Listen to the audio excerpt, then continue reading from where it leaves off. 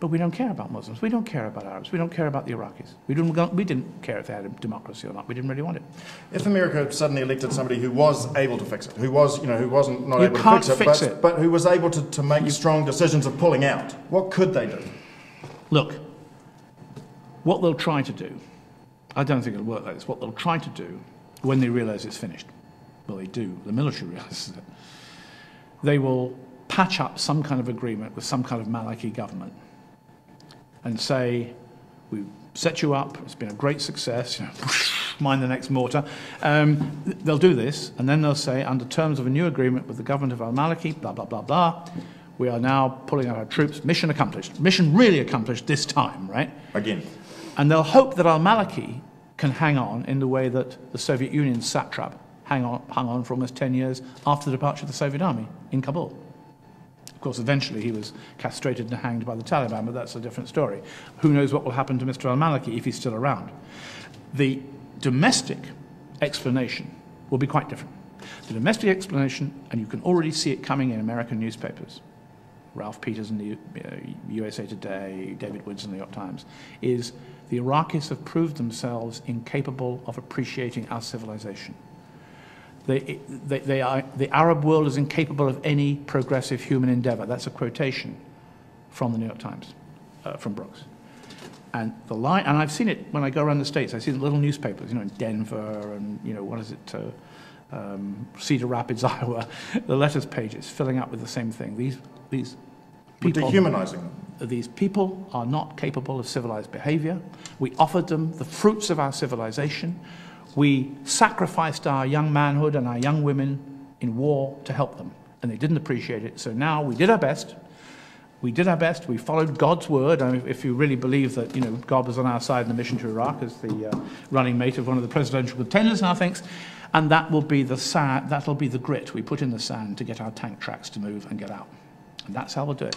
In the meantime, we'll try to present a new front in Afghanistan, which will be a great success story. Unfortunately, by then, Afghanistan will be lost too.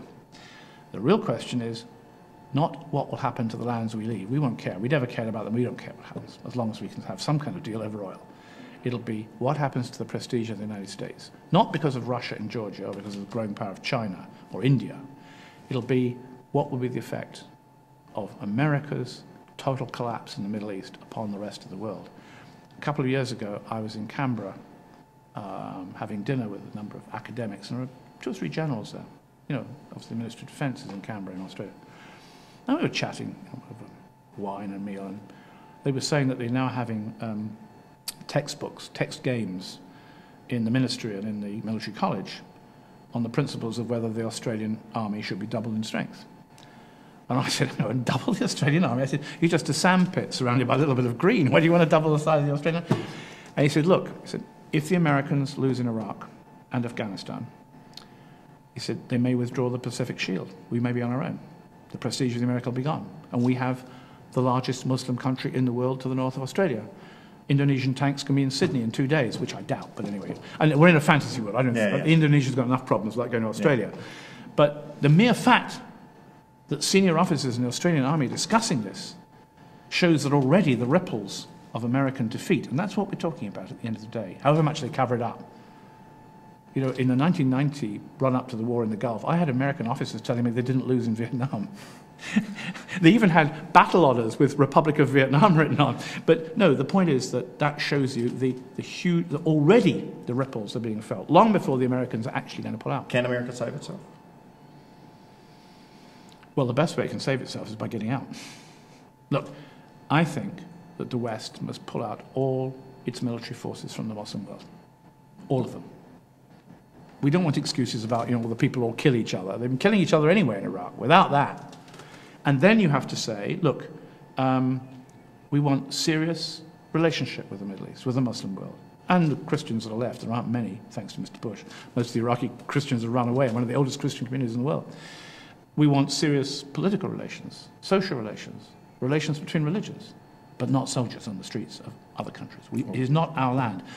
I was giving a talk in Dublin, North Dublin, not long ago, with an old friend of mine as the chair, Vincent Brown, a colleague of mine when we were in Belfast, though he's actually a Southern Catholic. And I was going on the same rant I'm having with you now. He said, but hold on a minute, Bob. Hold on a second. He said, look, isn't it the fact, isn't there a case for saying that the Islamic world is threatening us, you see? And I said, you mean, Vincent, perhaps I've missed this, is the Jordanian army in Dublin? Is the Egyptian army in London? Or is it in New York, perhaps? We are in their countries, they are not in ours.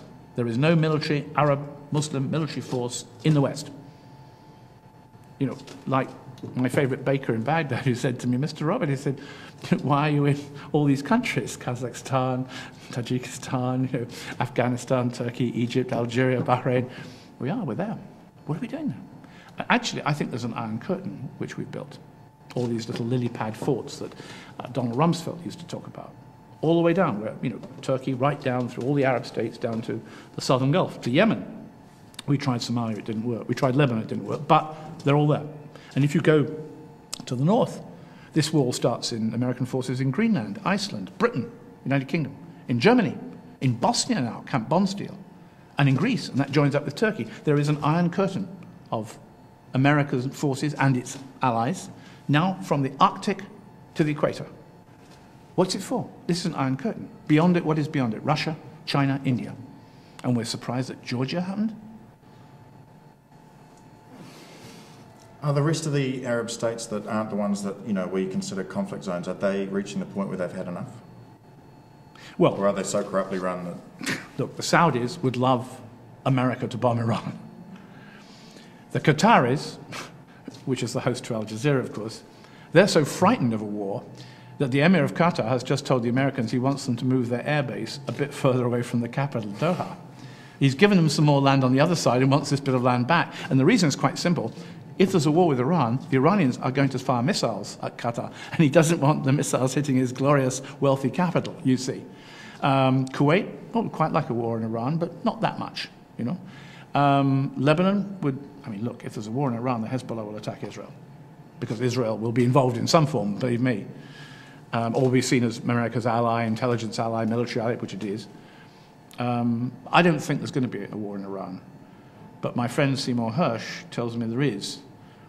And when I say he's wrong, he said around 2002, you told me, Robert, there wouldn't be a war in Iraq, and I told you there would. To which I remain silent, you see. He got it right and I got it wrong. What can I do? We've run out of time. We have to leave it there. The Age of the Warrior. Is the Age of the Warrior, is that, I found one of the most frightening things in your book, the fact that they changed the soldier's creed to the warrior ethos? I think so. That's why I called it that name. I didn't realize, and American papers still haven't reported the fact, that the soldier's creed, which was introduced after the My Lai massacres, which speaks of respect and if you see a soldier acting in a wrong way, you must restrain him. It was replaced by a thing called the warrior ethos by Donald Rumsfeld, which talks about strength, being a warrior, and destroying enemies, and says nothing about restraint. And that is the document that sent us on the road to Abu Ghraib and Bamiyan and Guantanamo Bay.